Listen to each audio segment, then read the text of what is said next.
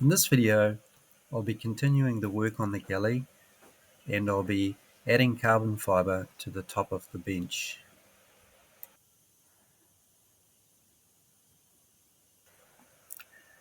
This is a glass fibre layer before the carbon fibre layer is put up on after fairing. No, I'm not drinking on the job. I'm working out whether a 6-pack of beer will fit under the shelf in this cupboard here, and yes it will. This is the induction cooker mold that'll be sunk down into there, so there's a little bit of depth there, and eventually there may be a Engel drawer fridge which goes in there. There may be some switches along here, some breakers. I haven't fully decided where my electrical stuff will go.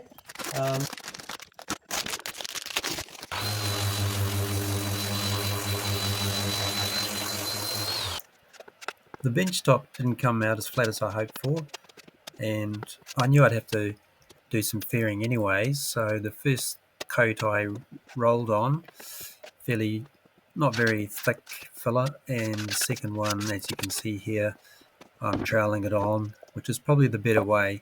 Rolling it on, I got bubbles, and that's a bit of a problem.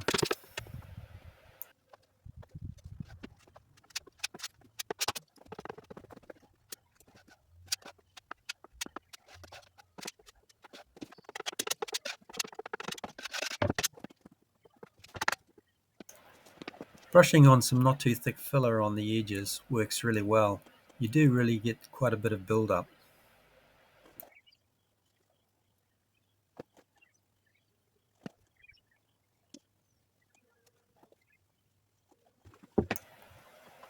Mostly I use water and detergent to get rid of the epoxy resin blush before I start any sanding.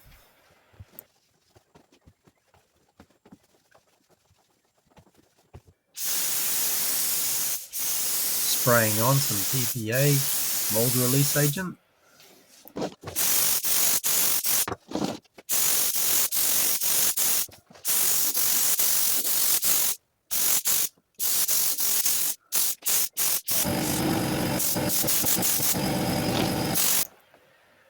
And here we go, trying to do something I've got no experience with. On some YouTube videos I've watched, they put the resin on first, put the cloth on, move it around a little bit to get the twill stitching lines in line. I wasn't going to do that. I was going to put the cloth on, dry, move it around to get it looking right, and then put the resin on.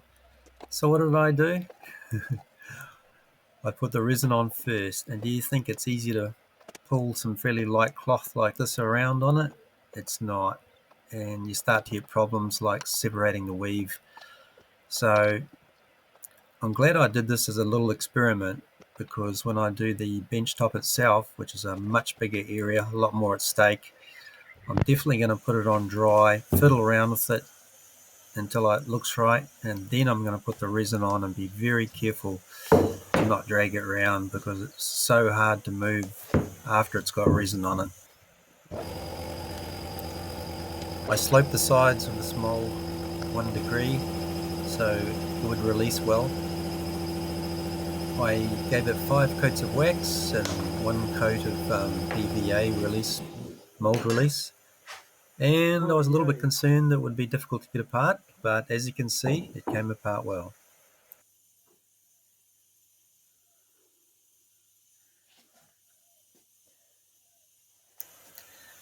It's certainly not perfect, but it came out okay. I gave it a bit of a wet and dry, put a bit of water on to see what it would look like with some clear coat on it.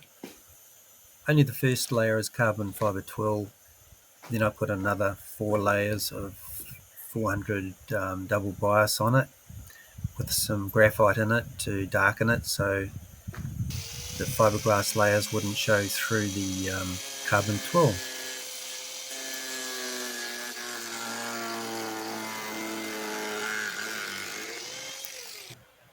Partway through this project, I gave myself a bit of a scare because it suddenly occurred to me I'm using an induction cooker and I'm using carbon fibre close to it. And is there possibly any detrimental effect of the carbon heating up? I did some research. There's not much online about it at all, really, that I could find, but induction cooker waves, um, the power, the heat that it puts into something reduces by the cube of the distance. So it really does reduce to pretty much probably nil effect over the distance from the cooker to the carbon fiber surround. It's going to be interesting, but I'm pretty confident it'll be okay.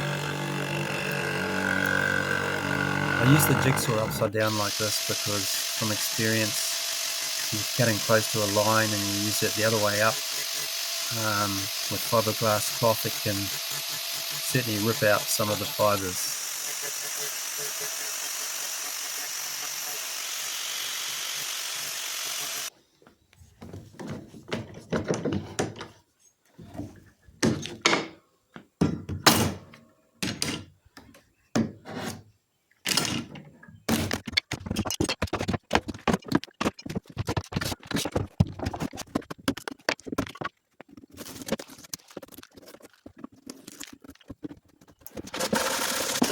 There's something very satisfying about seeing longboarding done so fast.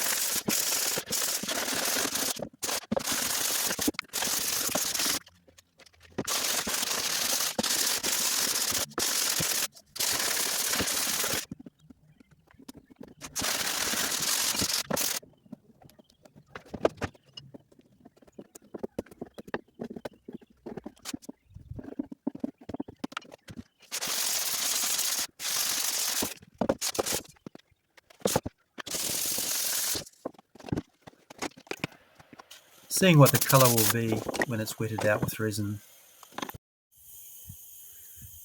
Had a bit of a setback today. The thicknesses stopped working. It looked like it was just trying to work on two phases. A problem with one phase, so I cleaned the contactors, but it looked like it wasn't getting continuity through one phase on the motor. So that called for pulling out the motor, and I'm very happy to say this is what I found. This wire was in its hole and didn't have the screw in, so the screw's somewhere, but it looks like it's going to be an easy fix. Half a day's work, but all good now.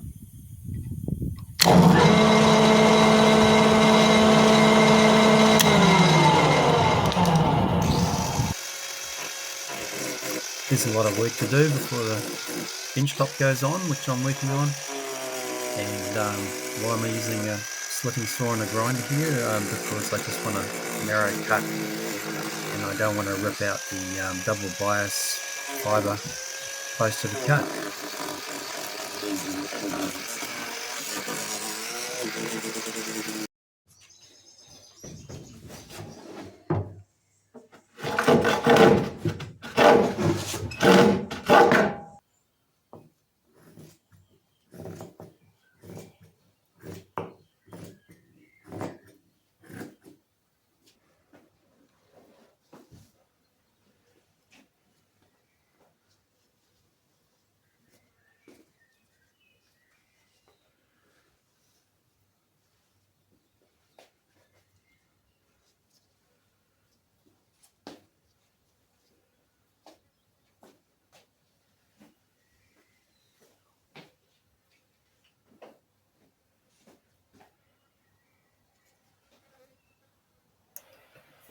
I sure didn't want to rush this part. I'm putting the cloth on dry so I can tweak it round.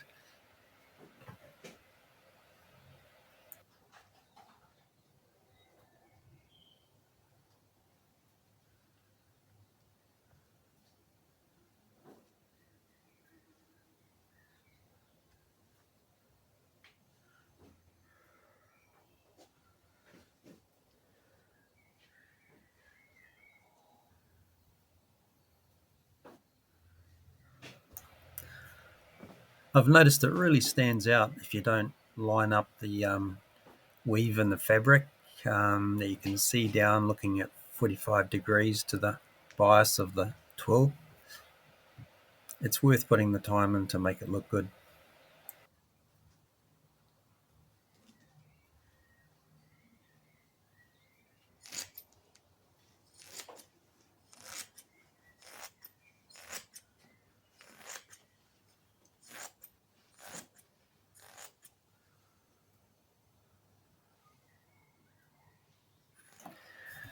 And here we go at last.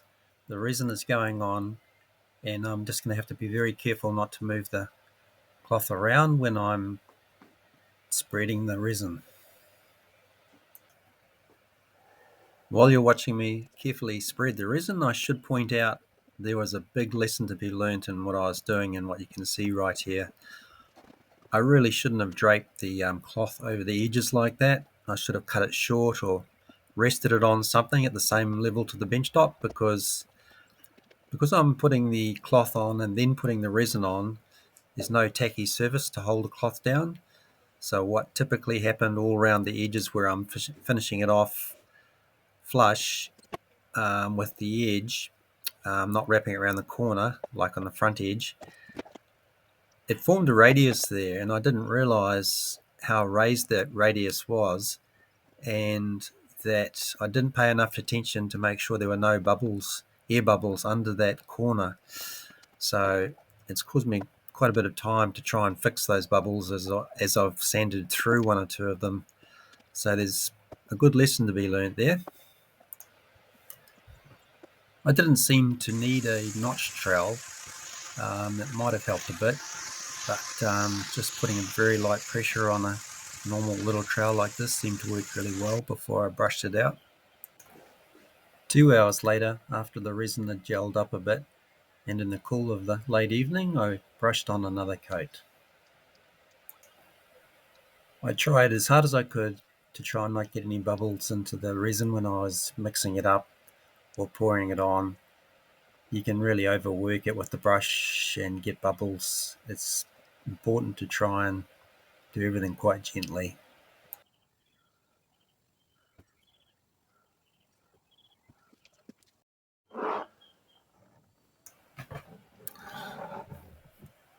While the brushing on worked really well, I'd forgotten a lesson I'd learnt with using Perfection paint on previous boats, in that if the brush is dragging here and there and it's not flowing along with little resistance, it means you probably haven't got enough product on the job. And you can see where the other side is worked out like a mirror finish. Itself leveled beautifully, and I was a little bit mean with the resin on one side, and it didn't spread as well as it could have or should have.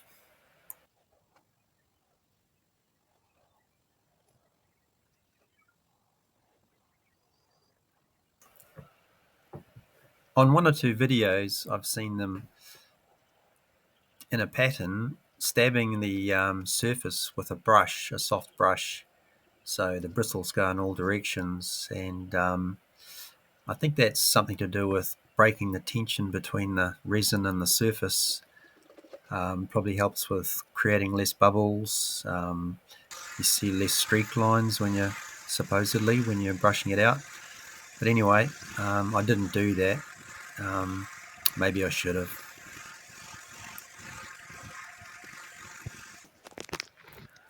Please excuse the heavy breathing, but it did look really good.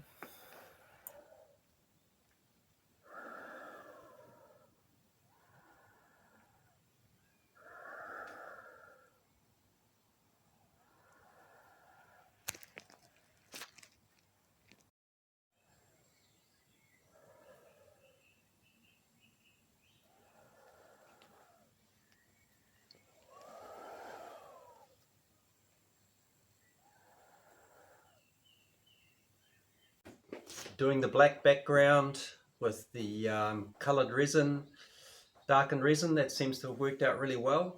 Bearing in mind I've only got 2 coats of resin on here so far on the carbon fibre. What's gone really well? The coverage. My first sand, it's a little bit early to tell yet, but my first sand looks like it won't get near the carbon. That's what I was trying to avoid. I think I've got around the corners okay. There's a bit of build up to do on the corners, but in general pretty happy with that. It was a bit hard getting the carbon around this corner. This corner was a little bit of a trick as well. It's easy to separate on thin carbon like this, to separate the fibres a bit too much, so I had to be careful of that, not to work it around too much. Putting the carbon on dry, worked really well. I got the fibres lined up exactly, well, near enough to how I wanted them, trying to move carbon round on especially tacky resin. I don't know how people do it. It seems a bit hit and miss to me, going by my experience with this little area. What else? Yeah, getting that first layer of resin on was, I wanted to get enough there but not float the carbon. And then I was going to leave it till the next day, because some videos I've seen showed them recoating the next morning after a sand, and that didn't seem right to me because the sanding would get too close to the carbon fibres. Plus, you're not going to be able to sand between the fibres where it's all these little pits. So you'd have to do some special cleaning, and still I wouldn't be that happy with the bond that was there, and all the cleaning up you'd have to do. So what I did it the right way, I think, for me, and that is I put a layer of resin on first, and I was going to leave it till the next day, but I didn't. I came back 2 hours later, and late in the evening. 2 hours seemed to allow the slow hardener to go off in time. A couple of hours later, it was gelled up by then. It was a really hot day yesterday. So I was able to, as you see in the video, just brush on a coat pretty much and try and let it flow out. I tried the flame, and I think it actually worked a little bit. I'm just using ordinary resin. I probably should be using a different kind of resin that flows out better. That would probably help a huge amount. But I just want to use the resin I've got and run with the result of that. So I possibly put a little bit much resin if I was going to do a chemical bond on the first coat to wet out the carbon, because it almost did float in one or two places. And then I possibly didn't, especially in this area here, possibly didn't quite put enough resin on for the second coat. I'm pretty happy with that though. Compared with what I've seen online, I don't think I've got anything to complain about. The other thing is, the edges were a bit tricky because this is a square corner, it's going to get trimmed off. But it did radius around that corner a little bit and lift the carbon in some areas. I don't think it's going to be a problem, but if you're doing a real higher end finish than I'm doing here, you'd be wanting to trim as they do mention in some videos, trim off the carbon pretty short, just have it so it could lay flat. I think that would work a lot better. This is going to be finished off with a coat of Durepox, shiny, clear finish. So in general, I'm quite happy with how it's gone. All trimmed up and ready for a sand. Going to start off with 150. I mightn't put the resin on straight away. I might put it on at the end of the day because I've got to seal these edges. I don't want air coming out of the timber. Sanding is finished. A final clean with acetone, and that sound you can hear is the New Zealand Blood Bank calling me up to see if I want to make an appointment to get blood before the end of the year. The third coat of resin is going on really nicely.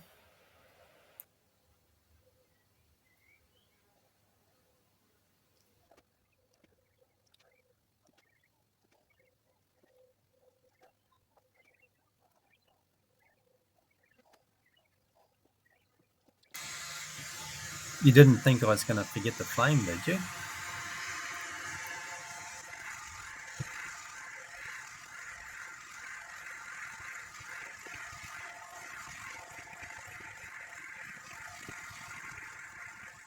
It's the next morning after the third coat, and it's looking good.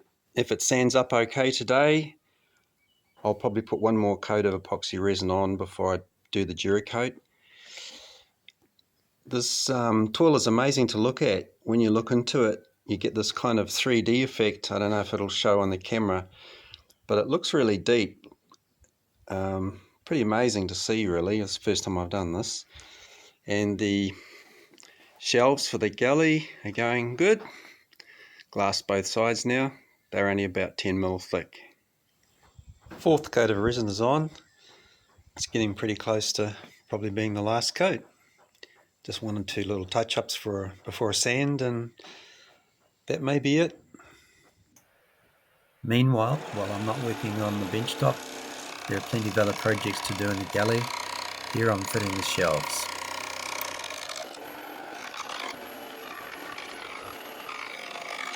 Well, it's sanded up fairly well after the fourth coat of resin.